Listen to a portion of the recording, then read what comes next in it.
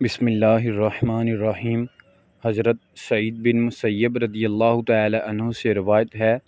جب حضرت عمر رضی اللہ تعالی عنہ منی سے لوٹے تو انہوں نے زمین پر اپنی اونٹنی بٹھائی اور اپنی چادر کا ایک پلو اونٹنی پر ڈال کر لیٹ گئے، پھر آسمان کی طرف ہاتھ اٹھا کر دعا کی، اے اللہ عز و جل، میری عمر زیادہ ہو گئی ہے اور میری قوت کم ہو گئی ہے اور میری رعایا بکھر گئی ہے، مجھے اس حال میں اٹھا لے کہ میں نہ ضیاع کرنے والا بنوں اور نہ حد سے بڑھنے والا۔ اس دعا کے بعد ابھی ذوالحجہ کا مہینہ ختم نہیں ہوا تھا کہ حضرت عمر کو زخمی کر دیے گئے اور اس کے بعد حضرت عمر کو شہید ہو گئے۔ حضرت ابو رافع سے روایت ہے کہ حضرت مغیرہ بن شعبہ رضی اللہ تعالی عنہ کا ایک غلام تھا جو چکیاں بناتا تھا، اور حضرت مغیرہ اس سے ہر روز 4 درہم بطور خراج لیتے تھے۔ اس غلام کا نام ابو لؤلؤ تھا۔ ابو لؤلؤ کی حضرت عمر رضی اللہ تعالی عنہ سے ملاقات ہوئی۔ اس نے کہا، اے امیر المؤمنین، مغیرہ مجھ سے زیادہ خراج لیتے ہیں، ان سے کہیں کہ اس میں کچھ تخفیف کریں، یعنی کچھ کمی کر دیں۔ حضرت عمر رضی اللہ تعالی عنہ نے کہا کہ اللہ تعالیٰ سے ڈرو اور اپنے مالک سے اچھا سلوک کرو، اور حضرت عمر کی نیت یہ تھی کہ حضرت مغیرہ رضی اللہ تعالی عنہ سے تخفیف کے لیے کہیں گے۔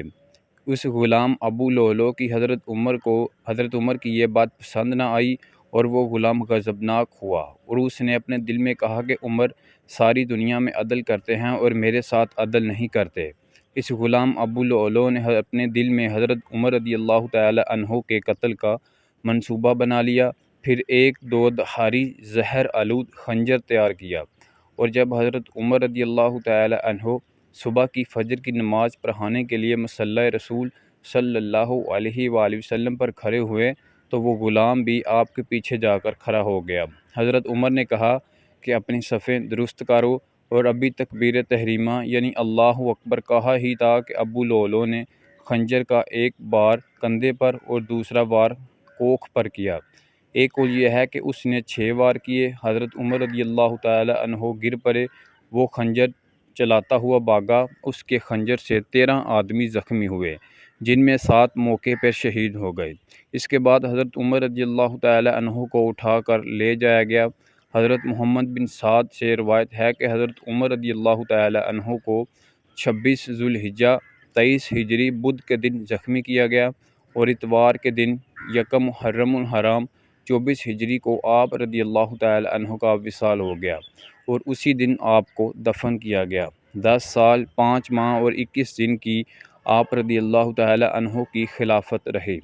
حضرت صہیب رضی اللہ تعالی عنہ نے حضرت عمر کی نماز جنازہ پڑھائی، اور رسول اللہ صلی اللہ علیہ وسلم اور حضرت ابوبکر صدیق رضی اللہ تعالی عنہ کے پہلو میں آپ رضی اللہ تعالی عنہ کو دفن کیا گیا۔ حضرت عمر رضی اللہ تعالی عنہ 63 سال کی عمر میں شہید ہوئے۔ جب حضرت عمر رضی اللہ تعالی عنہ کو زخمی کیا گیا اور آپ کو اپنی شہادت کا علم ہو چکا تھا، تو آپ رضی اللہ تعالی عنہ نے اپنے بیٹے حضرت عبداللہ بن عمر رضی اللہ تعالی عنہما سے کہا کہ حضرت ام المؤمنین سیدہ عائشہ صدیقہ رضی اللہ تعالی عنہا کے پاس جاؤ اور عرض کرو کہ عمر سلام عرض کرتا ہے، دیکھو امیر المؤمنین نہ کہنا، کیونکہ اب میں مومنین کا امیر نہیں ہوں۔ ان سے کہنا کہ عمر بن خطاب اپنے صحابوں یعنی ساتھیوں کے ساتھ دفن ہونے کی اجازت طلب کرتا ہے۔ جب حضرت ابن عمر رضی اللہ تعالی عنہما حضرت ام المؤمنین سیدہ عائشہ صدیقہ رضی اللہ تعالی عنہا کے پاس گئے تو وہ رو رہی تھیں۔ یہ پیغام سن کر فرمایا، میں نے اس جگہ کو اپنے لیے رکھا تھا، لیکن آج میں عمر کو اپنے اوپر ترجیح دیتی ہوں۔ حضرت عمر نے یہ پیغام سن کر فرمایا، جب میں فوت ہو جاؤں تو میرے جنازے کو لے کر جانا، اور حضرت ام المؤمنین رضی اللہ تعالی عنہا کو سلام عرض کر کے ایک بار پھر دوبارہ اجازت طلب کرنا، اگر وہ اجازت دے دیں تو مجھے وہاں دفن کر دینا، ورنہ مسلمانوں کے قبرستان یعنی جنت البقیع میں دفن کر دینا۔ اللہ تعالیٰ سے دعا ہے کہ اللہ تعالیٰ ہمیں نبی پاک صلی اللہ تعالی علیہ وآلہ وبارک وسلم کے اصحاب سے محبت کرنے کی توفیق عطا فرمائے، اور نبی پاک صلی اللہ علیہ وسلم کے نقش قدم پر چلنے کی توفیق عطا فرمائے، آمین۔